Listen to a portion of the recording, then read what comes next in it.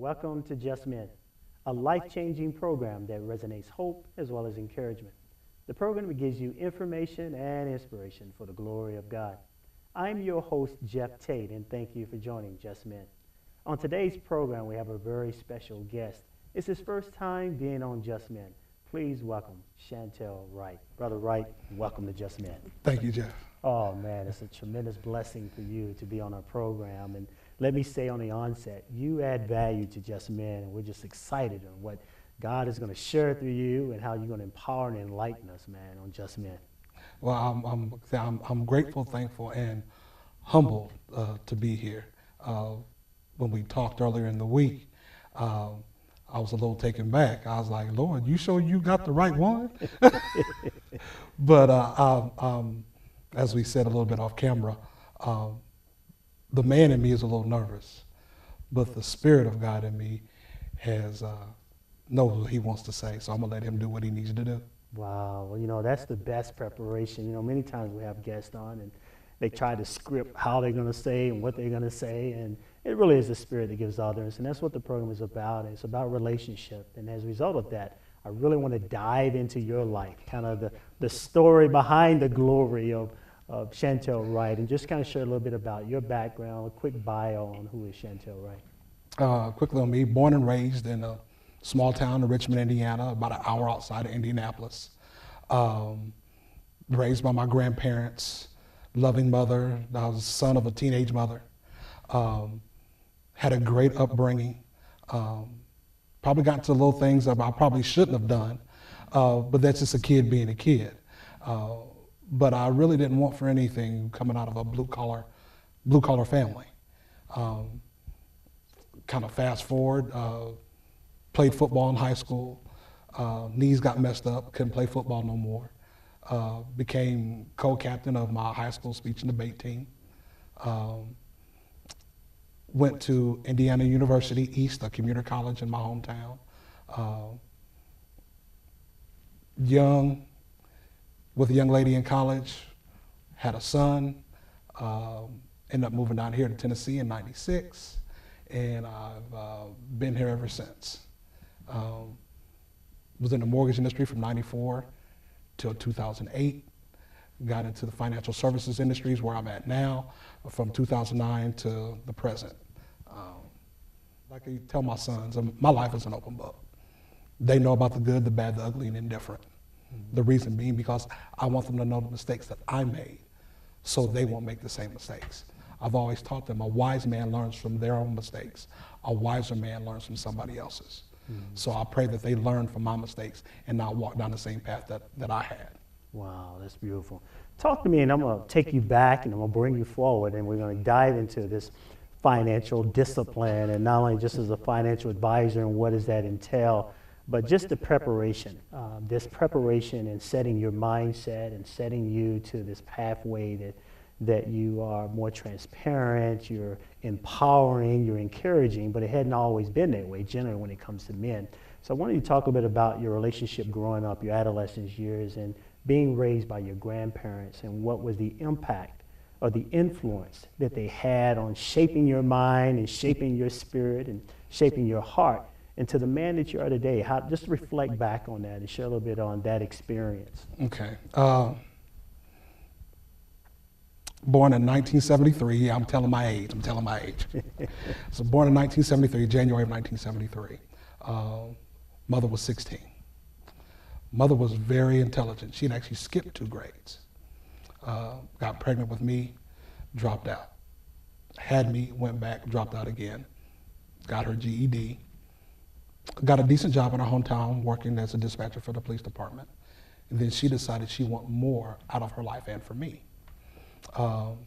She decided she wanted to go to college. Her and my grandparents worked it out, sent her to college. They raised me. Get into that relationship a little bit more between me and my mother, because there was some turmoil there. But glory be to God, everything has worked out. And we're closer now than we had ever been. But being raised by my grandparents are originally from Centerville, Tennessee, Hickman County. Just got a stoplight probably about 10 years ago. So I used to spend my summers down here because my great-grandmother still lived in Central Tennessee for a number of years before she couldn't take care of herself. Then we moved her up to Indiana with us. It's kind of odd. My grandparents moved away in 1944. I moved down here about 50 years later. But they taught me a work ethic. They taught me don't let anything hold you back. If there's something that you want, go for it.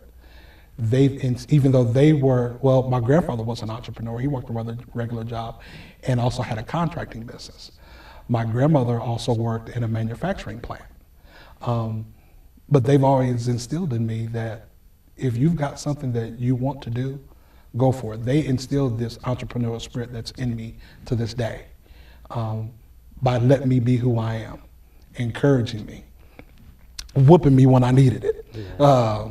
They certainly did not spare the rod. They did not do that at all. But that helped me be the man that I am today. Through my grandfather, he's the one that he introduced me to church. Now I will say at that time I was in the church building, not in the church body. But I was involved in choir and things of that nature. But that was my first glimpse of church. They made sure that I had my basic needs and a lot of my wants. They would not allow, now this is the odd thing, they would not allow me to work while I was going to school. During the summers, I could work as much as I wanted, wherever I wanted. But while I was in school, I was not allowed to work. They said, that's your job. But what that taught me was, I did not get an allowance. What that taught me is that as long as I did my work and did what I was supposed to do, they would bless me. So anytime that I needed money or wanted to do something, I got it as long as I did what was supposed to be done in school and around the house.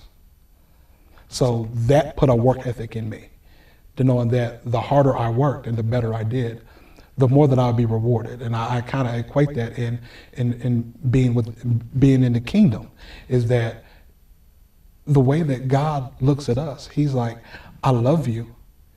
You're my good and faithful servant. And because of that, I'm going to continue to reward you for the work that you do because you are mine. Mm-hmm. Talk about a comfort and a love. Mm-hmm. That's what I got from my grandparents. That's my first experience of God, is through them. Middle school, high school, encouraging, pushed me hard, but it blessed me. But in that, I got into some things that I should not have gotten involved in. I wanted to be accepted. I said that my mother she went on to school. She went to Howard University. She went to DC. I was young. I was about 3 or 4 when she went to school. And as time progressed, my mom, after graduation, had a job, but she didn't come back home. And as a kid at that age, not understanding that. And because of that, of my perception of what I seen of not being wanted, I looked at for acceptance and doing things and getting involved in things that I should not have been involved in. I got involved in the drugs. I got involved in running the streets. The persona that I had was I was the good kid. I was the kid that the parents would let their child, if their child was grounded, would let them go with me because they were going with me. But they didn't know what I was doing behind the scenes. Now the folks that see this, they're going to be like, I knew there was something wrong with that boy. Yeah, I understand. But I got involved in a life of drugs and marijuana and alcohol and dealing and toting guns and doing things that I probably should not have been doing. I called myself an educated thug. I made the grades. I did what I was supposed to do. Co-captain of the speech and debate team. I was arrogant too. But they said, the word of God says that pride comes before destruction. I was prideful. And that pride lasted a long time, through high school, college, working career in the mortgage industry because I tended to do well because I had the work ethic. And in that, I became a functioning addict. Kind of fast forward a little bit. Raised well, didn't want for anything. Got my needs. I'm in high school, and I asked my grandparents, can I go to Spain? And they blessed me that with the funds to be able to go to Spain. It's a black kid from the Midwest being able to go to Spain back in the mid-'80s and early '90s. I didn't want for anything. Not love, not material things. But there was a void there.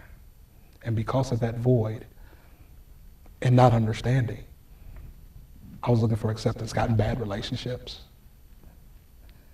looking for love. Like the song, looking for love in all the wrong places. Yeah, I looked for it. Didn't find it. Not yet, anyway. Yeah, so what brought about this change and this transformation? I mean, this road to Damascus, what was your road to Damascus that brought you into this level of awakening that you see things now? I mean, you look back on it the way you are now, but when you were going through it, it's very difficult to see yourself the way the Father sees you, the way he sees you now. What happened? What was the road to Damascus experience for you? The road to Damascus experience for me was 1993 to 2004, no, to 2001. Those years, I was high every day on something, be it weed, marijuana, cannabis, whatever you want to call it, cocaine, or pills, or alcohol. But I went to work every day. I was a functioning addict. When I found God, God already knew me. When I found God, I wasn't trying to be saved. I was chasing after a woman. God will use the very thing sometimes that you lust for to catch you. And he caught me. Beautiful young lady, bad relationship, volatile relationship.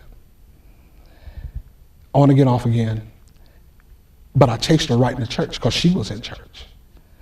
So I chased her right in the church. And I'm going to tell you, like, I told my church one time, I was superintendent of Sunday school at the church. And I was teaching Sunday school, and we were talking about where were you at when you got saved? Basically, their road to Damascus. And I asked them, I said, everybody went around and did their thing. And I said, y'all want to know how I got saved? And I told them the story I just told you. I said, I got saved chasing a piece of tail. Point blank. That's just who I am. That's who God made me to be. Yeah. And the minister at that time, the scripture says, come to me, ye are burdened and heavy laden, and I will give you rest. In that time, I had lost everything. I'd lost the young lady, the young lady previously that had my son, lost her, took my son, lost my home, lost my job, lost my money. I had gotten fired from a job, and out of the blue one day, a check came. I never took a vacation. I had enough money to buy me a $500 car cash. Got evicted out of my duplex. Moved in with my cousin. I was at a low point in my life. In the same church that I chased her in, the minister said, come to me, ye who are burdened and heavy laden, and I will give you rest. That was an invitation to me. That was 2001. That was the day that my life completely changed. Within 3 weeks, I didn't go through no Narcotics Anonymous. I didn't go through AA. Within 3 weeks, he took away the taste for marijuana, cocaine, alcohol, and he took away the taste for cigarettes. I was smoking 2 packs a day. That's what changed my life. That he loved me just enough to open up his arms and say, you can lay everything down, give it to me, and I'll give you rest. I wanted rest. So how do you build upon Because many times people, when they come through this rite of passage and this relationship with God, there's some things that they have to throw out that they carry. Sometimes when we say we surrender, we still hold on to other things that we bring in, and the Father begins to start throwing things out. And I know for myself, one of the things that he had to throw out for me was unforgiveness. And so there were some relationships that I played victim to. I know you and I talked about this victim mentality that many times people take on. I think there was a psychoanalyst wrote a book about the drama syndrome. And the drama syndrome was in essence a syndrome where people go from, first of all, from a victim to persecuted or a persecutor to a person who brings sort of refuge or a rescuer. And I would bounce around all those different points. At one point, I'm a victim. At another point, I'm the one who is perpetrating, the cause of someone's pain, or I'm causing pain. And then other times, I would try to repair, bridge, or reconcile the people that I've hurt or have hurted me. But the biggest part about this whole triangle of drama, so to speak, was the part of unforgiveness for me that I would try to still carry into the body of Christ. But it was a cancer that was eating me from the inside. And some, like you said, insecurity, a lot of other things that you can carry as men. For you, talk a little bit about some things that you carried into the relationship with God. You carry some baggage in relationships with women. Mm-hmm. You carry some baggage in relationship with your employment. What baggage did you carry into your relationship with the Lord, with Christ, and how he began to work with you? And let's start with your mother.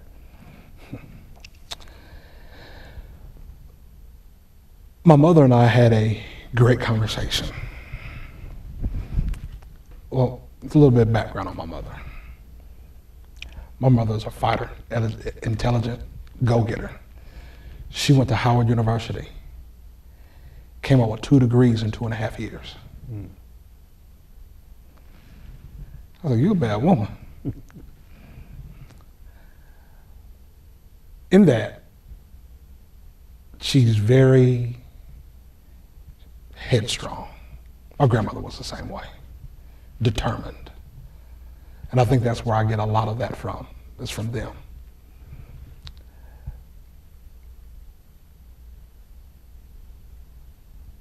I have a baby brother. I call him my baby brother. He's 10 years younger than me, so he's still my baby brother. My mom came home from DC to let me know that she was pregnant with my baby brother. I was excited, I was happy, plus I thought she was coming home. I'm about 11 at the time. She tells me that she's pregnant, and I never forget the conversations on my grandmother's front steps. I said, I thought you said you weren't gonna have any more kids. She said, well, I lied. But that's the relationship she and I had. And baby brother was born. Year 1 went past, didn't come home. Year 2 passed, didn't come home. Later on, after his 2nd birthday, they came home. And it was a conversation I heard that she had. And she said the reason that she came home was that she didn't want my brother growing up in that environment in DC. As a kid at 11 or 12 and not hearing the full conversation of what went on, that part stuck with me. She didn't come home because she wanted me and wanted us to be together and to be together as a family. She came home because she didn't want him to grow up in that environment. It took me 30 years to realize what was going on with me, with the relationships that I've had.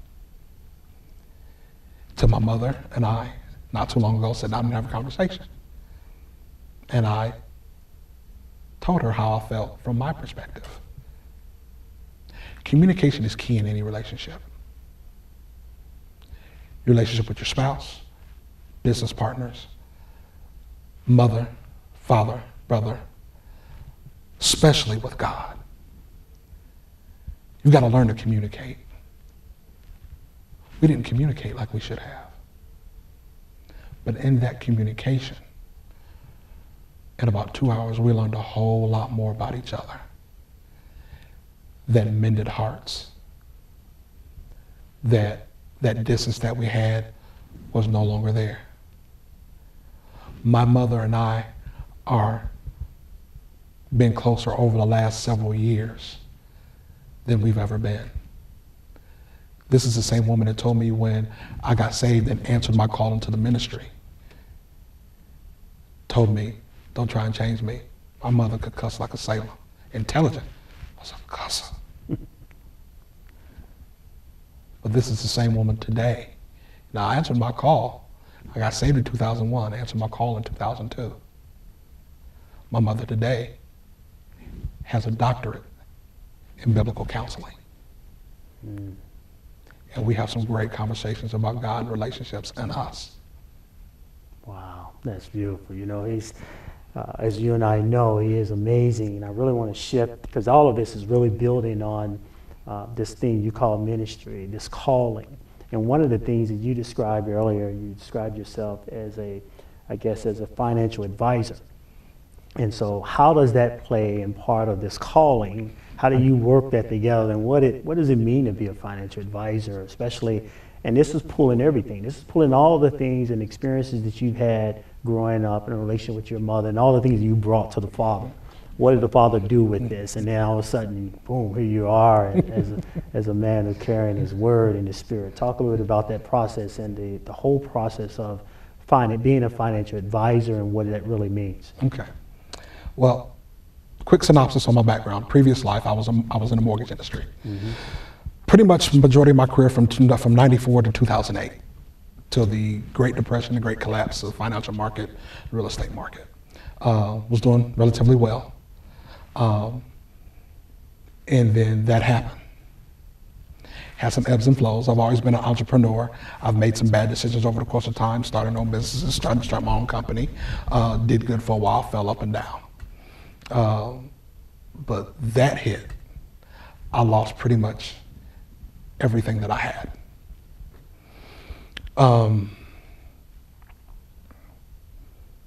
Which I know led me to this.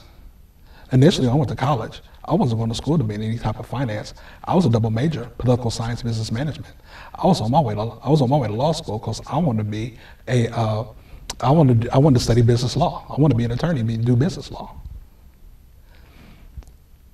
But the ebbs and flows of what happened to my finances and what happened to my family, the destruction that it caused, the dissolvement of what happened between my wife and I at the time.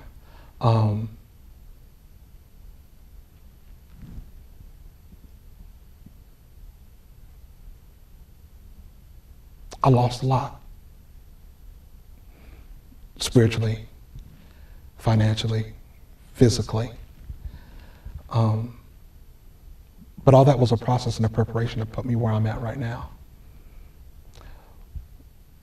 After 2008, I tried to find work in my industry.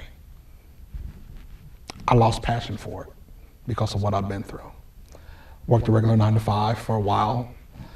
That wasn't me. It's like trying to cage a lion that's been in the wild to put him in a zoo. There was a point in time where the job that I was at, I was making decent money, had a nice home, just bought a brand new Jeep, and I pulled in the parking lot of the office complex, and I sat in my car and cried because I had to go in those doors. In that, came into this industry. Someone told me, they's like, you're good at mortgages. I do a lot of workshops. I tell folks, I'm not a salesperson, I'm an educator. If I do my job well enough that I'm supposed to do, just like when I minister, you're gonna wanna come to Christ. If I do what I'm supposed to do to educate you in this field, be it if it's mortgages or in being financially healthy, hopefully you want to do business with me. If not, that's fine. At least you're armed with the power to be able to do the things that you can do in the financial sector. And if somebody tries to come to you and give you something wrong, at least you have the knowledge to say, wait a minute, that doesn't sound right. That's not what I was taught. So when I lost everything and someone advised me to get into this industry, I was a pretty smart guy. I had investments. I did good. I had savings. 401k. I'm doing okay, playing in stocks. But when I learned what I'm learning now on this side, I seen the holes in my financial armor. And what were some of those in the last closing minutes? What were some of those holes, and how do you equip and bring that part of the process of the Spirit? You know, you told off the set, you were talking to me off set about how the relationship in finances is no different than the relationship with Christ and the relationship with God, and the discipline that it takes, the things to bring your alignment with your finances are also the same disciplines that bring you in alignment with the Spirit of the living God. And so in our last closing minutes, I don't know where the time went, brother. We can go on and on and on, but give us an encouraging word and kind of capsulize both the financial arena and the spiritual arena, how they come together to form a relationship, which really is what it's all about, and you stated that earlier. And that relationship is we'll talk about protection, savings, and growth. Protect yourself financially, spiritually from the enemy. Savings, God gave his life to save ours. In that same way, we've got to learn how to save our finances to make sure that we're not going to be destitute and not longing or wanting more. Growth, in every experience and process, you're going to grow spiritually. You got to put your stuff in financially. You got to put your stuff in the right place, not putting all your eggs in one basket, to make sure if something detrimental comes, you're not going to fall apart, but you continue to grow through the process. It's the process. It's not the destination. It's the process that gives you the growth. And all those incorporated, you get a full scope of picture of your financial health, then also your spiritual health as well. Wow, man, I tell you, you have blessed us, man. You know, I gotta have you back on, man, so we can really dive in, because some people is like, you know, they really want to understand finance. I mean, what it caused them. And I know part of it is the behavior. I mean, it's the things that they can do that needs to be purged, it needs to be washed. And so next time, brother, we gotta dive into that, man. But you're God's best, and we just appreciate your word. And I tell you, a last word of encouragement to men, what word would you have for the men? Seek ye first the kingdom of God and his righteousness, and all other things will be added unto you. If you seek God first, God will give you his best, and you will lack nothing. Wow, man, that's awesome. Stay focused. Wow, awesome, bro.